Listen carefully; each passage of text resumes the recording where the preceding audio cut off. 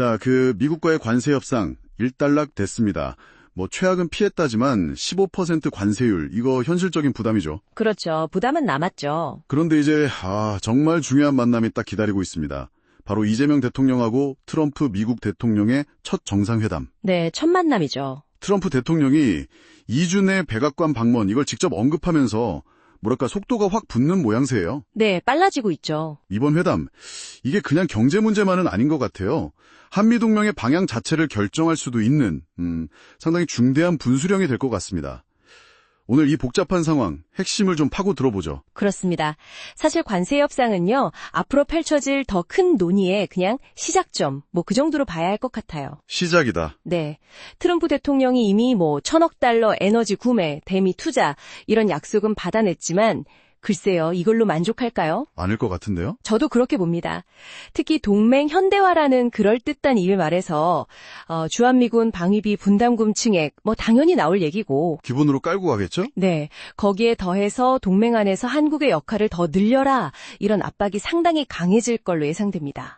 이 동맹 현대화라는 게 결국은 미국의 비용 부담은 줄이고 동맹국 기여는 늘리겠다. 딱 이 전략이거든요. 동맹 현대화라 듣기엔 좋은데 결국 파고들면 미국의 대중국 견제 구상에 우리 보고 더 깊숙이 발 담그라는 요구?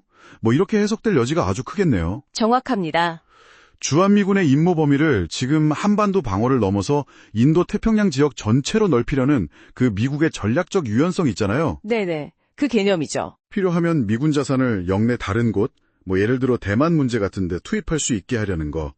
그거랑 딱 연결되는 것 같고요. 그 연결고리를 정확히 보신 겁니다. 중국이 계속 부상하니까 미국 입장에서는 동맹국들하고 군사적 부담, 또 재정적 부담 이걸 나누려는 의도가 아주 분명해요. 그렇죠. 혼자 다 할 순 없으니까. 네, 그런데 이런 상황에서 만약 우리가 계속 미중 사이에서 명확한 입장 없이 전략적 모호성, 이쪽 눈치 보고 저쪽 눈치 보고 이런 태도를 계속 유지한다면요. 트럼프 행정부 생각보다 더 세게 나올 수 있습니다.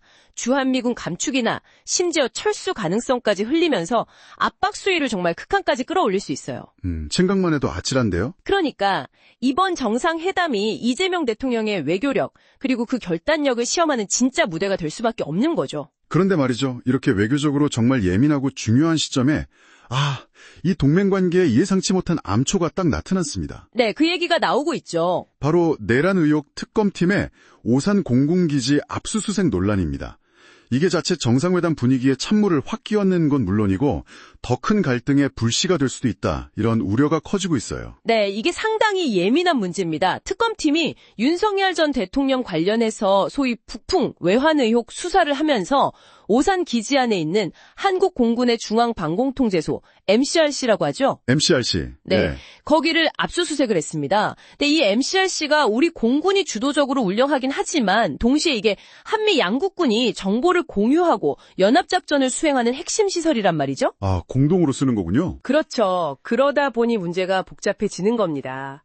특검 쪽에서는 우리는 한국군 관할 자료만 봤다. 그래서 미군 허가는 필요 없었다. 이렇게 주장하지만 시설 자체가 그 연합자산 성격을 띈다는 점. 이게 중요합니다. 주한미군 지비협정 SOFA라고 부르는 거 있잖아요. 네, SOF. 그 협정상으로는 미군 시설이나 자산에 접근하려면 미군의 명시적인 허가나 아니면 양국 간의 합의가 필요한데 그 절차를 건너뛴 거 아니냐 이런 지적이 나오는 거군요. 바로 그 지점입니다.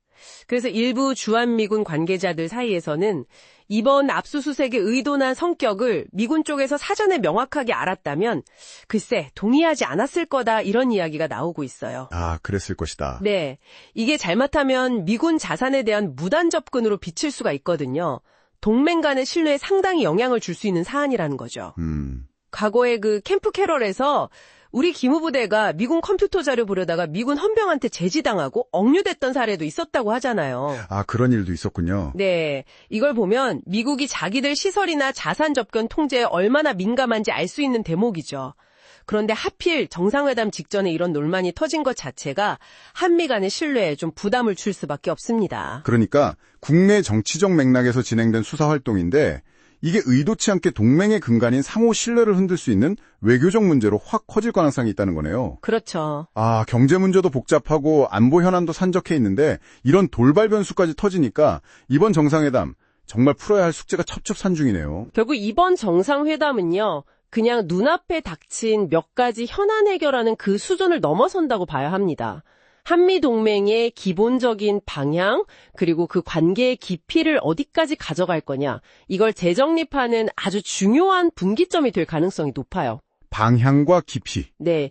특히 오산기지 문제에서 보듯이 국내 정치 상황이 동맹관계라는 이 국제적인 현실에 미치는 그 예기치 않은 파장들, 이걸 우리 정부가 얼마나 섬세하고 또 전략적으로 잘 관리하느냐, 이게 앞으로의 관계 설정에 굉장히 중요한 변수가 될 수 있습니다. 자, 오늘 저희가 짚어본 이런 내용들을 토대로 한번 생각해 보시면 좋겠습니다. 과연 이번 정상회담 이후에 한미 관계는 어떤 궤도로 들어서게 될까요? 그리고 그 결과가 우리의 안보 지형, 또 경제 현실에 구체적으로 어떤 변화를 가져오게 될지.